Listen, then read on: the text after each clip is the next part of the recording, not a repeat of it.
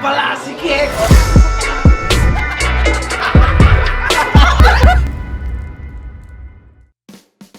Aw mga bis! So ngayong araw, sasagutin na natin yung tanong. Yung tanong na matagal nang tinatanong sa akin na hindi ko pa sinasagot kasi ngayon lang nagkaroon ng pagkakataon sagutin tong tanong na to. Ngayon, itong tanong na to, nasa title naman. Pero ngayon, sasagutin ko na siya. Pero bago yan, mga peace timers lang muna sa vlog, meron lang akong gusto itanong sa inyo. Gusto nyo bang masubukan ng yung husay paggaling sa diskarte? At syempre, talaga namang mas malupit at lamang ka sa husay at diskarte kapag ginamit mo yung 1xBet. Ang 1xBet lang naman mga pisan, no, ay ang #1 company site na may malaking casino games, slots, and platform na nag-offer ng sobrang dami at iba't ibang klaseng slots and scratch cards na pwede mong laruin. Syempre, may mga tournaments at discounts din. Napakatindi mga pis. Ang lupit talaga nito. Dagdag mo pa yung no earning limits and many options for withdrawal. Kaya wag nyo nang palagpasin to mga pisan. Pumunta lang sa link sa baba, pumunta sa Casino Bonus at gamitin ang promo code ko na. At para makakuha ka ng libreng 390 euros at 30 spin sa uno mong laro. Kaya ano pang hinihintay nyo mga pis? Download nyo na yung link sa baba. Ayun lang, enjoy, back to the vlog. At ayun na nga mga pisan. Ganda pa ng gupit ko. Eto na nga, sasagutin ko na yung tanong. Ano nga ba yung gouty arthritis? Saan siya galing? Ano yung nangyayari sa katawan mo? Bakit ka nagkakaroon nun? Umpisahan natin sa isang tanong. Ano nga ba yung gouty arthritis?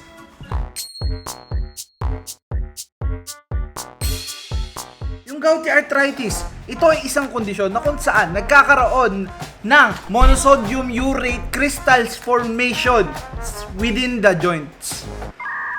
Ay, diyan ka pala, Aki. Hello. Ganun din ang nararamdaman ko, Cardi. Lagi sumasakit yung tuhod. Oh, makinig ka. So, ibig sabihin, yung joints mo, halimbawa, itong joints na to. Sa gitna niyan, nagkakaroon ng crystal sa gitna ng mga joints mo.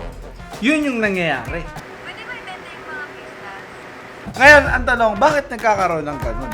Utang ina ka, wala nga ako naintindihan sa mga pinagsasabi mo. Wala ako naintindihan, love. Basta may narinig ako, crystal. Baka para magkaroon ka ng crystal, magjo-join ka muna. Networking. Kala niya may isahan nga tayo, no? Hindi may isahan to.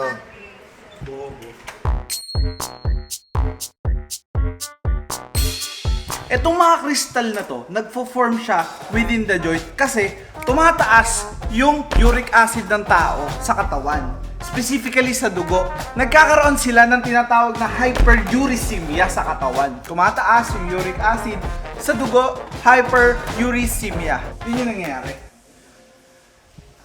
Hindi niya alam kung ano yung nangyayari. Para masagot naman yung tanong na kung bakit nagkakaroon ng hyperuricemia is, bakit nga ba nagkakaroon ng uric acid?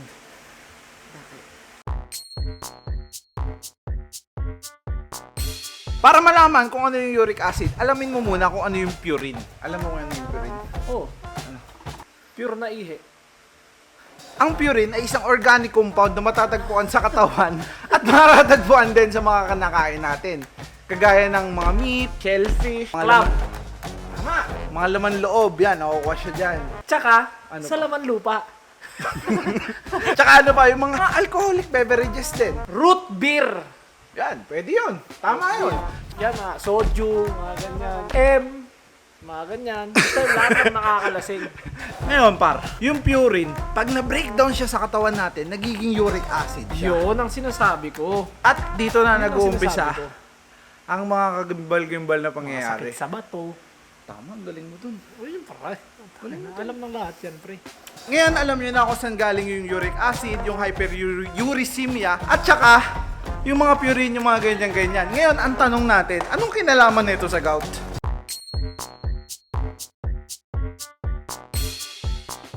Tulad na sinabi ko kanina, kung naalala nyo, yung monosodium urate crystals, itong mga crystal na to, gawa siya sa uric acid. Deposit siya within the joints. Kadalasan sa mga distal joints, kagaya ng big toe, dyan siya pinakamadalas. Minsan napupunta siya sa elbow, sa tuhod. Pag nasa big toe siya, ang tawag po sa kanya ay podagra. Pag nasa tuhod, tawag naman doon is gonagra. Ganun lang nang kasimple yun. Yun yung mga simpleng terminologies lang naman. Alam mo ba kung bakit napakasakit ng gout? Kaya masakit yung gout Imaginein mo ha, meron kang mga monosodium urate crystals within the joint mo. Halimbawa, itong joint na to ni Kevin. Sa loob niyan, may mga kristal na gawa sa uric acid. Ang nangyayari, syempre, dahil dyan, nagkakaroon ng pamamaga, ng swelling na tinatawag. At dahil doon sa pamamaga na yun, nagkakaroon siya ng heat, redness, pain, at higit sa lahat, loss of function. So, ano yung mga sinabi ko? Basic lang na cardinal signs of inflammation. Namumula lang ako kasi nag-siargaw kami. Pero wala akong gout ha. Okay. Ngayon, ito pa yung isang tanong. Paano mo malalaman kung meron ka bang gout? Siyempre, para malaman mo kung meron kang gout, napakasimple lang gagawin mo. Pumunta ka sa doktor. Papagawa nga nila ng mga lab procedures. At higit sa lahat, ito yung gold standard para malaman kung ano ba talaga yung nangyari sa namamagang joint. Yung tinatawag na synovial fluid analysis. Na kung saan, i-check nila kung ano ba yung nangyayari, bakit namamaga yung joint mo. Ano yung makikita nila doon?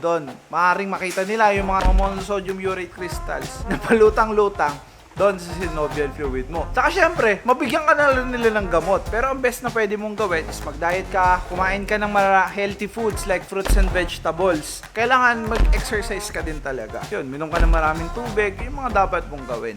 Tanong ako. Ano? Saan nagpagupit?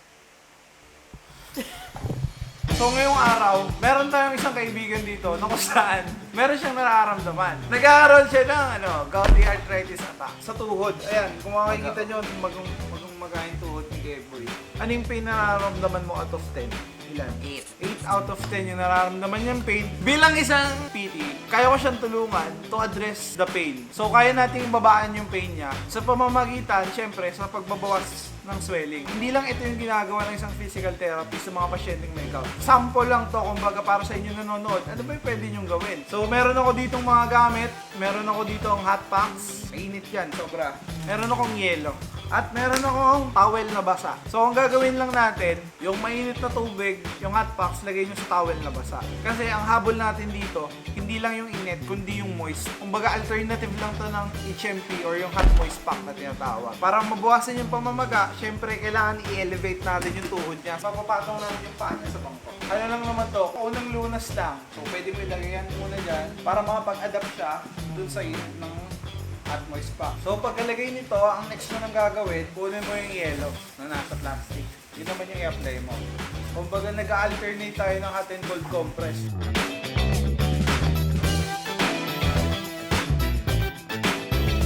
Nakagout ba yung munggo?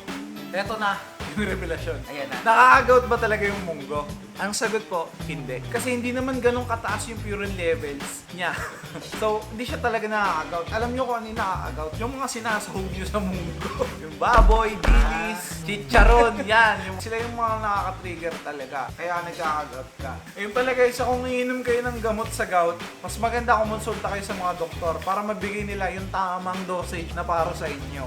So, ang ginagawa ko na sa kanya is nag-range of motion exercise lang yung tawag dito. Yung mga degrees of freedom sa joint, pero ang mahalaga lang naman sa ngayon, para sa kanya, is yung flexion o yung pagbaluktot and yung extension ng tuhod. Pwede nyo siyang gawin ng 10 reps and 3 sets. After nyo gawin yung pagbabawas ng pamamaga.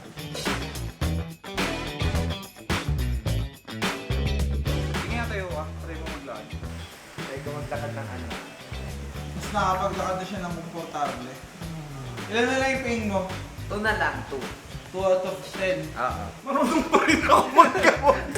So yun lang, dito ka na tatapusin. Maraming salamat sa panonood. Last dismissed.